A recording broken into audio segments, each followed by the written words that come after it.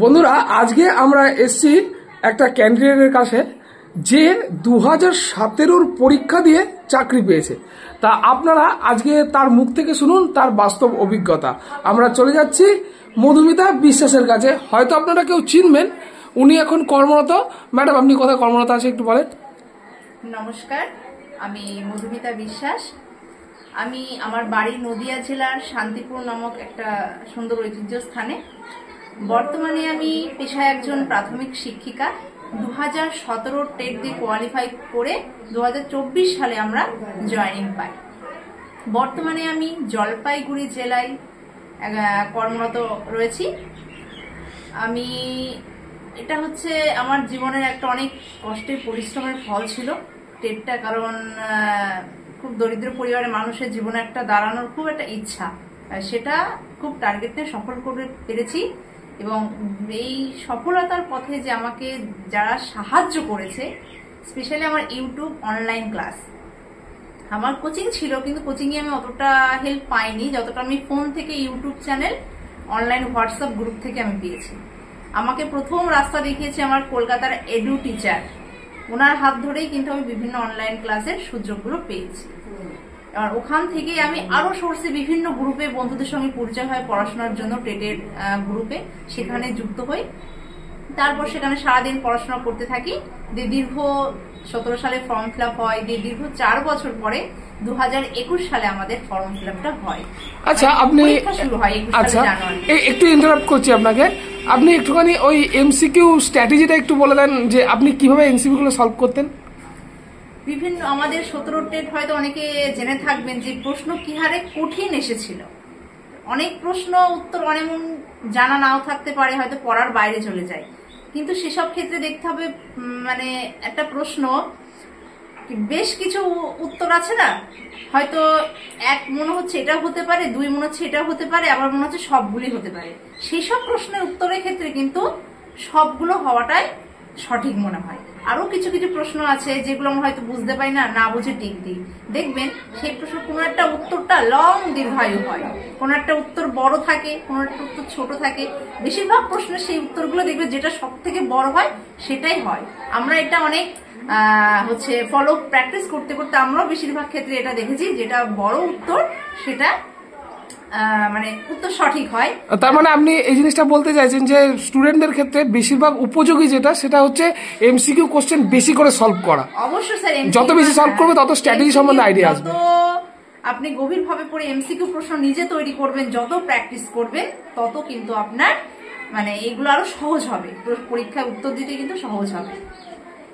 আচ্ছা, এবার আপনি একটু আপনি ইন্টারভিউ যখন দিয়েছিলেন এই 2024-এ যেটা চাকরিটা পেয়েছেন 2017 পরীক্ষা দেওয়ার পর, তা সেই ইন্টারভিউ কি কি কোশ্চেন হয় এগুলো সম্পর্কে যদি একটু বিস্তারিত বলেন। আমার ইন্টারভিউ হয়েছিল 2024 সালে জানুয়ারি মাসে। জলপাইগুড়ি জেলার ক্যান্ডিডেট হয়েই আমি ফর্ম ফিল আপ করেছিলাম। মানে ওটা আপনি ফর্ম ফিল আপ করার সময় লিখে দিয়েছেন? ফর্ম ফিল আপ করার সময় আমাদের জেলা ভ্যাকেন্সি আগে দিয়ে দিয়েছিল। আচ্ছা, সেই জেলা ভ্যাকেন্সি এগেইনস্টে গিয়ে আমরা ফর্ম ফিল আপ করেছিলাম। আমি জলপাইগুড়ি নিয়েছি, আমার একটা স্পেশাল কারণ ছিল, কারণ আমার হাজবেন্ড ওখানে কর্মরত ছিলেন, সেই জন্য। আচ্ছা, আপনার বিয়ে তাহলে কত সালে হয়? আমার বিয়ে 2023 সালে হয়। আচ্ছা, 23 সালে, মানে চাকরি পাওয়ার আগে। বাহ, আচ্ছা। আর আপনার ইন্টারভিউ 3 জন, মানে আমার বিভিন্ন তখন টেবিল ওয়াইজ ইন্টারভিউ হতো। আমার 4 নম্বর টেবিল ছিল। এপিসি ভবনে কলকাতার ইন্টারভিউ হয়। সেখানে আমার সেই টেবিলে 2 জন স্যার ছিলেন, 1 জন ম্যাডাম ছিলেন। তো আমার ভেরিফিকেশন কমপ্লিট হয়, যথাযথ নিচের ফ্লোরে হয়, সেকেন্ড ফ্লোরে গিয়ে আমি ইন্টারভিউটা দিই। তা যথারীতি আমি ঘরে ঢুকলাম, ওনারা বসতে বললেন। হ্যাঁ, যথারীতি খুব ভালো সম্বোধন পেলাম ওনাদের কাছ থেকে। তো ওনারা খুব ভালো ছিল। আর আমাকে প্রথমেই আমাকে প্রশ্ন করা হয় আমার গ্র্যাজুয়েশন লেভেলে, যেহেতু আমি গ্র্যাজুয়েট ছিলাম। স্পেশাল কোশ্চেন না, যেহেতু আমি নর্মাল গ্র্যাজুয়েশন ছিলাম, তাই আমাকে বলা হয়েছিল। আপনার গ্র্যাজুয়েশনে কোন সাবজেক্ট ছিল? স্যার, আমার স্পেশাল কোনো সাবজেক্ট ছিল না ওখানে। আমি না, গ্র্যাজুয়েশনে তাহলে আপনার পাস কোর্স ছিল। আচ্ছা আচ্ছা, বুঝতে পেরেছি। করেছি সেখানে আমার পাশে পল সায়েন্স, হিস্ট্রি, বাংলা এগুলো ছিল। তাহলে আপনি যেটা বলছেন সেই রেসপেক্টে আমি একটা কথা বলি। তা যারা বলছে যে আমাদের যে বেশি কোয়ালিফিকেশন আছে, যেরকম প্রাথমিক টেটে চাওয়া হয় 10+2 মানে উচ্চ মাধ্যমিক, এবং তার সাথে ডিএলএড কম্পালসারি এখন। তা যাদের এডুকেশন আছে, যারা মাস্টার ডিগ্রি করেছে বা পিএইচডি করেছে, তাদেরকে এই যেটা এইগুলো জিনিসগুলো কি বলা উচিত না বলা উচিত না, কোনটা আপনি ভালো হয় সেটা যদি একটু বলেন। প্রত্যেকটা এক একটা চাকরির ক্ষেত্রে কিন্তু এক একটা লেভেলের শিক্ষাগত যোগ্যতা দরকার কিন্তু, হ্যাঁ, সেক্ষেত্রে একজন প্রাথমিক শিক্ষিকা হতে গেলে আগেই আমাদের এডুকেশন রুলসে বলা আছে যে উচ্চ মাধ্যমিকে 50% নাম্বার এবং 2 বছরের ডিএলএড কোর্স লাগবে। এখানে এইটুকুনি শিক্ষাগত যোগ্যতা, এর বেশি দরকার হয় না। অনেকে এবার গ্রাজুয়েশন শো করে, সেটা না করলেও কোনো প্রবলেম হয় না। যেহেতু আমি গ্রাজুয়েশন আমার কমপ্লিট ছিল তবু আমি দিয়েছিলাম না। মেইন আপনি যেটা বলছেন যে ধরুন কেউ মাস্টার ডিগ্রি উল্লেখ করলো, কি তাকে কি কোশ্চেন কি ওই মাস্টার ডিগ্রি লেভেলেরই করবে? এটা কিন্তু ওরা মাস্টার ডিগ্রি থেকে ওরা কোশ্চেন করে। আচ্ছা, তাহলে যার যে সাবজেক্ট ছিল ওরা প্রথমেই জিজ্ঞাসা করে যে আপনার সাবজেক্ট কভারেজ কতটা, হ্যাঁ, কোন সাবজেক্টে আপনি গ্রাজুয়েশন কমপ্লিট করেছেন সেই সাবজেক্ট থেকে কিন্তু ওরা প্রশ্ন করে। আচ্ছা, যেহেতু আমার ক্ষেত্রে কোনো স্পেশাল সাবজেক্ট ছিল না, সেক্ষেত্রে আমাকে সেভাবে গ্রাজুয়েশন দিয়ে প্রশ্ন করেনি।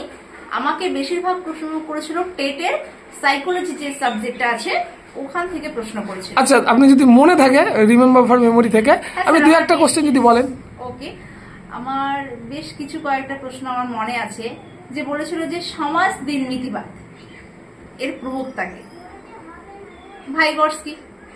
তারপরে জীবন বিকাশের স্তরকে এরিকসন কটি ভাগে ভাগ করেছিলেন? 8টি ভাগে। আর হচ্ছে পিয়াজের থেকে একটা প্রশ্ন করেছিল, আমার প্রশ্নটা এই মুহূর্তে মনে পড়ছে না, তবে পিয়াজের থিওরি, ভাইগর্স্কির থিওরি, এরিকসনের থিওরি, এগুলো। আর একটা বলেছিল রুশো, যেটা রুশোর থেকেও আমাকে প্রশ্ন করেছিল। তো এই প্রশ্নগুলো যেহেতু আমরা সবসময় প্র্যাকটিস করতাম, আমার ঠোঁটের আগায় ছিল, মানে ওনারা প্রশ্ন করার সাথে সাথে আমি সুন্দরভাবে স্মুথলি ভাবে, মানে আপনি যেটা বলছেন তাতে প্র্যাকটিসটা বাচ্চাদের করতেই লাগবে, প্র্যাকটিসটা মাস্ট। খুব প্র্যাকটিস করতাম, আর তার সাথে সাথে এমসিকিউ কোশ্চেনও, মানে এই জিনিস করতেই লাগবে। হ্যাঁ, একদম। আচ্ছা, এইবার ব্যাপারটা হচ্ছে যে আপনি কতক্ষণ ইন্টারভিউটা দিয়ে নিয়েছিলেন? আমাকে নিয়েছিল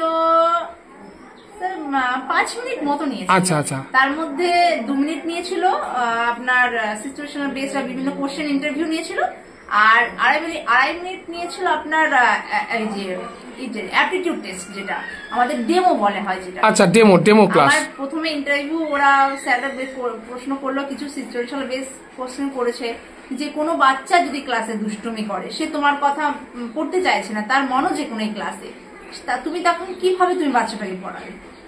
তো আমি যথাযথ বললাম তার কাছে গিয়ে জানবো সে কি করতে চাইছে বা সে কি জানতে চাইছে, মানে কারণটা কি, কারণ সে কেন এরকম করছে, তার মনের চাহিদাটা কি, সে কি চাইছে, সেটাকে বোঝার পর তাকে আমি শিক্ষাদান করবো।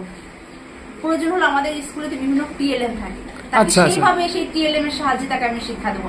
তাকে প্রয়োজনে আমি একটা গল্প শোনালাম বা কোনো খেলার মাধ্যমে তাকে আমি শিক্ষাদান করলাম। সেক্ষেত্রে এই বাচ্চাটি আস্তে আস্তে আমার মানে পড়ার দিকে মনোযোগী হবে, ওইগুলোর মাধ্যমে যদি পড়ানো হয় টিএলএম এর সাহায্য নিয়ে। আচ্ছা, আপনি যখন টিএলএম কথাটা বললেন তখন আমি একটা জিনিস মনে পড়লো বলে আমি আপনাকে বলছি।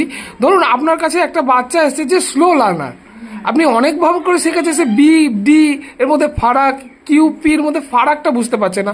ধরুন এরকম কোন স্টুডেন্ট, স্পেশাল বাচ্চা যাদেরকে স্পেশাল বলা হয়, তারা তো according to RT 2009 right two education act অনুযায়ী তারা তো যে কোনো স্কুলে পড়তে পারে। এটা আমাদের এখানে আলাদা ব্যাপার যে তারা কেবলমাত্র স্পেশাল স্কুলে পড়ে। ধরুন আপনার সামনে এরকম বাচ্চার সম্মুখীন কি আপনি হয়েছেন? স্যার, আমি যেহেতু মানে আমি যে স্কুলে কর্মরত আছি সেই স্কুলে এরকম বাচ্চা আমি মানে কতিপয় খুব কম হয়নি, তবে বাচ্চারা একটু দুষ্টামি করে, এটা আমার, কারণ বাচ্চারা দুষ্টামি করবে এটা মেনেই তাদেরকে পড়াতে হয়। কারণ ওই যে যখন ভালো লাগে না পড়তে, একঘেয়েমি লাগে, তখন তাদেরকে একটু গান শোনালাম বা একটু খেলার মাধ্যমে আমরা পড়াশোনা করলাম, এটা করা যেতে পারে। সবাই মিলে দলবদ্ধভাবে কোনো কিছু শেখার চেষ্টা করলাম, কমিউনিটি ওয়ার্ক যেটা লার্নিং, যেটা ওটা করা যেতে পারে। শিক্ষাটা শেখার প্রতি একটা আগ্রহ বাড়বে তাদের।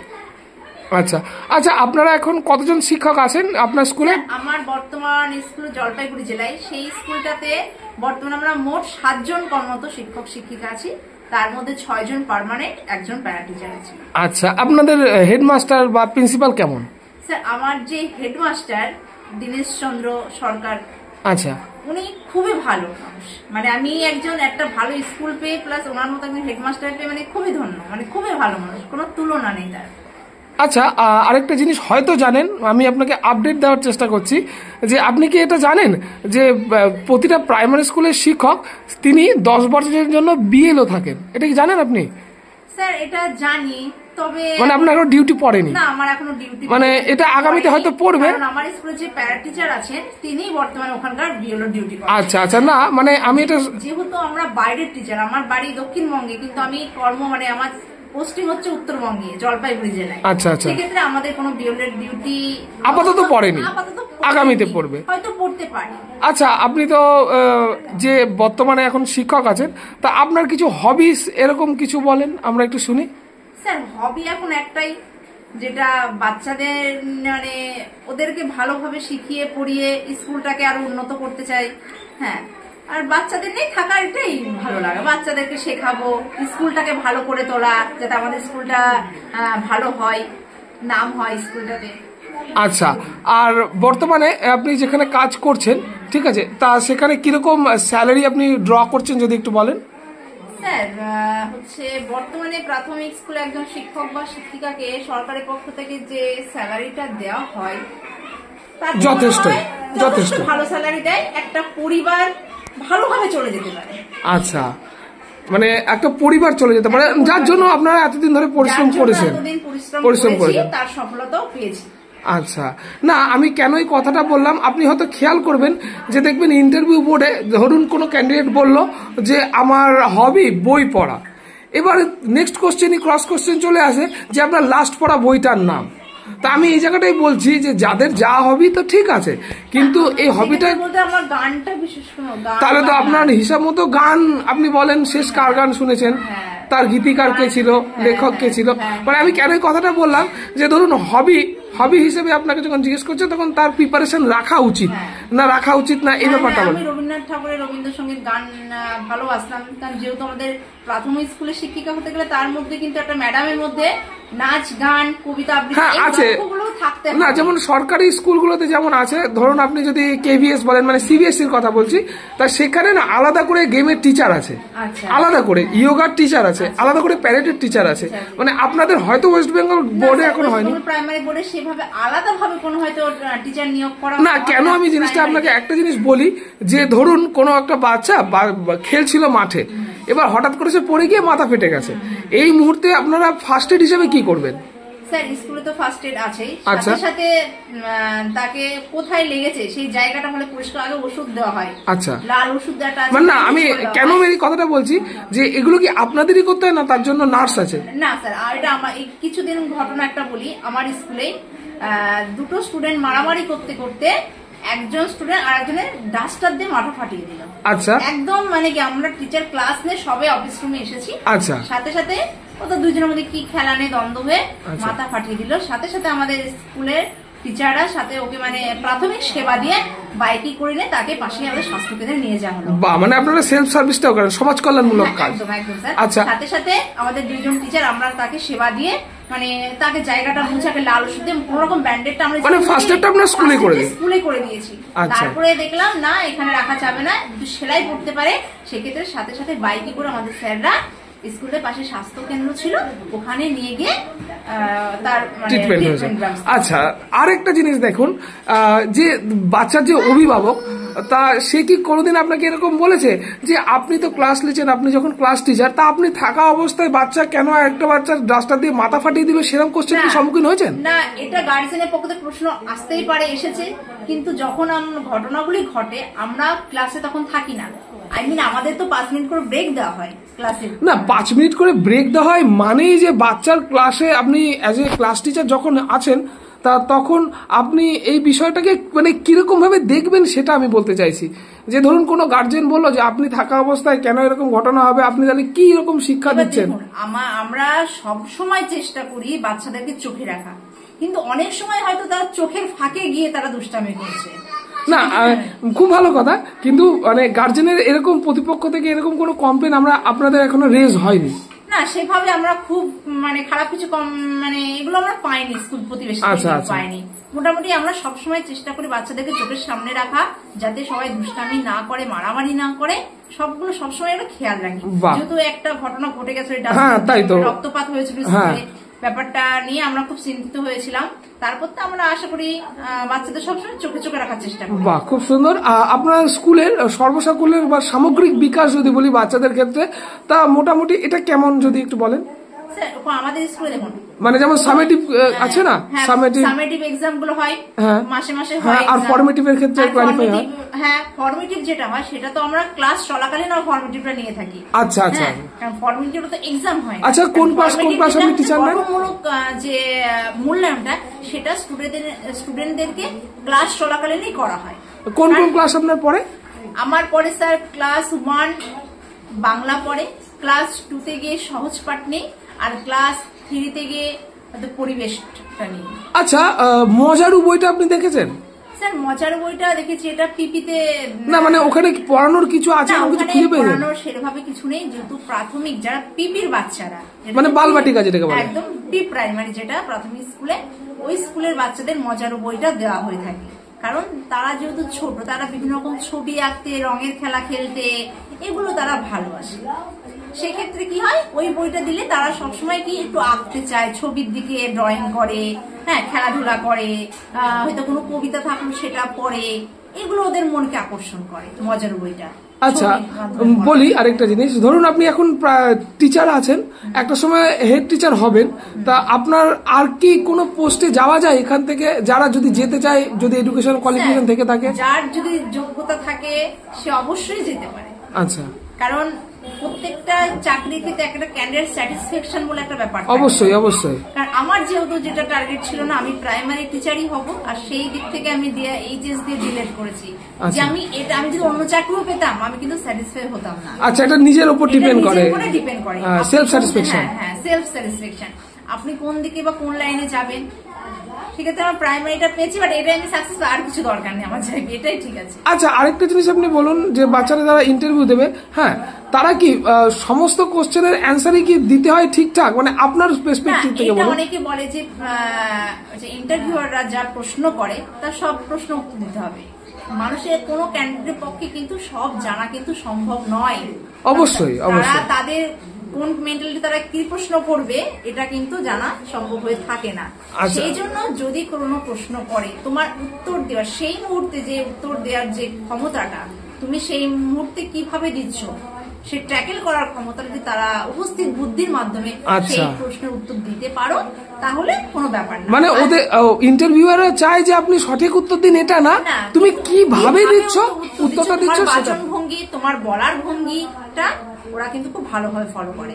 আর যদি কোনো প্রশ্নের উত্তর জানা না থাকে, সেই মুহূর্তে পারছি না বা চুপ করে থাকবেন না কখনো, আপনি বলবেন স্যার আমার এই প্রশ্নের উত্তরটি আমার এই মুহূর্তে আমার মনে পড়ছে না, আমার এই মুহূর্তে আমার জানা নেই, আমি পরে জেনে নেব। আচ্ছা, নতুন যারা আগামীতে পরীক্ষা দেবে, তারাও তো ইন্টারভিউ দেবে, তাদের সম্পর্কে আপনি কিছু যদি বলেন। আমি বলবো স্যার, যারা এই যে রাজ্য সরকার যে 13,421টি ভ্যাকান্সি দিয়েছে, তা 2022 আর 23 মিলে ক্যান্ডিডেটরা ওই ভ্যাকান্সির এগেনস্টে লড়াই করবে।